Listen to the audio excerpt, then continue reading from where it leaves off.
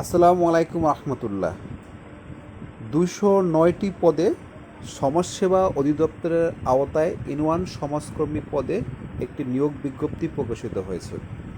তো উক্ত বিজ্ঞপ্তি আপনারা কিভাবে আবেদন করবেন, আবেদন করতে আপনি কী কী প্রয়োজন হবে, কত টাকা ফি প্রদান করতে হবে, সব কিছু আমরা দেখিয়ে দেবো এই ভিডিওতে। তো দেখতে হলে ভিডিওটি শেষ পর্যন্ত দেখতে থাকুন। আর যদি এই ভিডিওটি আপনার কাছে ভালো লেগে থাকে তাহলে অবশ্যই আমাদের চ্যানেলটি সাবস্ক্রাইব করবেন এবং আমাদের ভিডিওটিতে লাইক দিবেন। আর আপনার পরিচিত যারা আবেদন করতে চায় তো তাদেরকেও এই ভিডিওটি দেখার জন্য অবশ্যই আমাদের ভিডিওটা শেয়ার করে দিবেন। তো চলুন আমরা চলে যাই মূল ভিডিওতে। বিজ্ঞপ্তিটি প্রকাশিত হয়েছে 9 জুন 2024। আবেদন শুরু 12ই জুন থেকে এবং আবেদনের শেষ তারিখ 18ই জুলাই 2024। এবং এই কর্তৃপক্ষ ওয়েবসাইট হচ্ছে www.dss.gov.bd।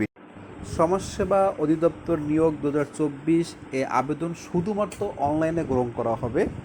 অনলাইনে আবেদন করতে www.dss.teletalk.com.bd এখানে গিয়ে আপনি আবেদন করতে পারবেন। আবেদন করার সময় অবশ্যই আপনার সার্টিফিকেটের তথ্য, জাতীয় পরিচয়পত্রের তথ্য ও পাসপোর্ট সাইজের রঙিন ছবি দিয়ে আপনাকে আবেদন করতে হবে। এবং আবেদন করার ক্ষেত্রে এখানে যে ফিটা আপনাকে প্রদান করতে হবে সেটা হচ্ছে টেলিটক প্রিপেড সিমের মাধ্যমে আপনাকে আবেদন ফি জমা দিতে হবে। আবেদন ফি হচ্ছে 200 টাকা প্লাস 23 টাকা আছে চার্জ, মোট 223 টাকা আপনাকে পরিশোধ করতে হবে।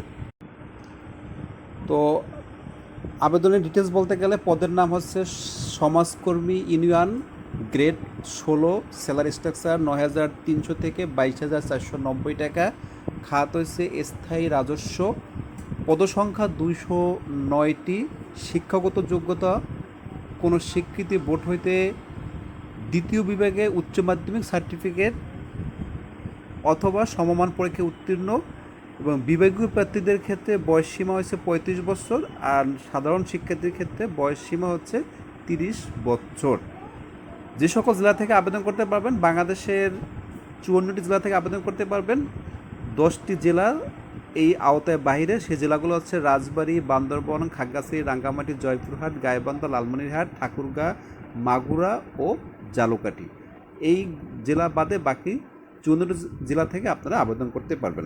তো আবেদনকারীকে মৌখিক পরীক্ষায় অংশগ্রহণের সময় যে সকল কাগজপত্র আপনার সাথে রাখতে হবে, শিক্ষাগত যোগ্যতার সকল প্রকার মূল এবং সাময়িক সনদপত্র, সনদের সত্যায়িত কপি, জাতীয় পরিচয়পত্রের সত্যায়িত কপি, সংশ্লিষ্ট ইউনিয়ন পরিষদের চেয়ারম্যান, পৌরসভা অথবা সিটি কর্পোরেশন ওয়ার্ডের কাউন্সিলর কর্তৃক নাগরিক সনদপত্র এবং প্রথম শ্রেণীর গেজেট কর্মকর্তা কর্তৃক চারিত্রিক সনদপত্র, এই কাগজগুলো আপনাকে অবশ্যই সাথে রাখতে হবে আপনার মৌখিক পরীক্ষা অংশগ্রহণের সময়।